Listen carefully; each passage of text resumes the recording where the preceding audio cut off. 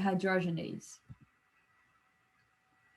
So in the absence of oxygen, pyruvate is converted to lactate via the action of LDH, lactate dehydrogenase reaction.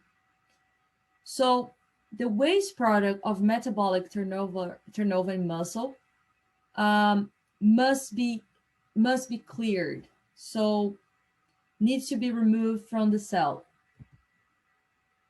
So putting this in our flow model for regulation of lactate, we have the inflow, which is the LDH reaction. We have outflow, which is the clearance by lactate transporters. And if produced greater than it can be cleared, it accumulates in the muscle. So for example, this could happen during prolonged high-intensity activity. And the accumulation of lactate results in muscle fatigue, which is the acidification of the muscle fibers. So that sensation of burning in the muscle that you feel when you're doing exercise is the accumulation of lactate, which is the acidification of muscle fibers. So now we can add this step in our maps of ATP producing fat pathways, where pyruvate is converted into lactate by the action of LDH. And the second phase of pyruvate is acetyl-CoA that is converted by the action of pyruvate dehydrogenase.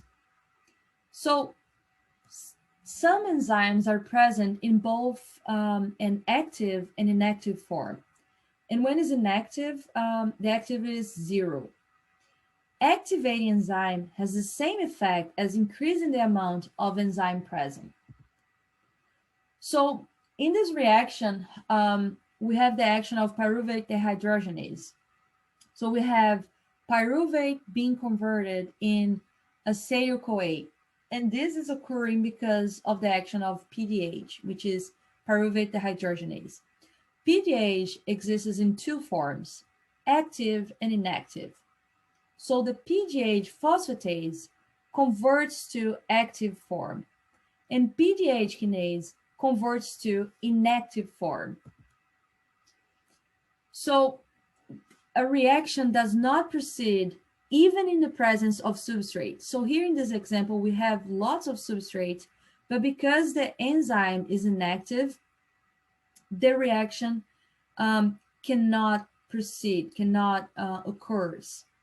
However, when the enzyme is active, the reaction can occurs. So the more active enzyme we have, the more reaction of this enzyme we're going to have, more activity of this enzyme, therefore more product being generated. So this is our summary for the pyruvate dehydrogenase activity.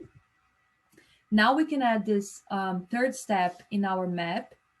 So the pyruvate can be converted in lactate by LDH, and can also be converted in acetyl-CoA by PDH, and also produces NADH in this reaction.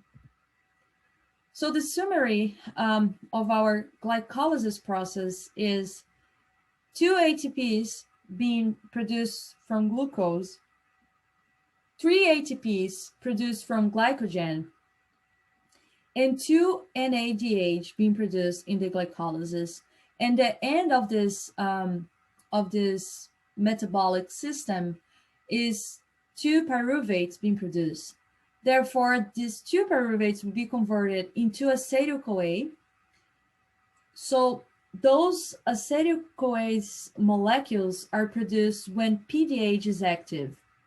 And once acetyl-CoA is produced, it enters into aerobic metabolism, where much ATP is produced. So this is the substrate level phosphorylation.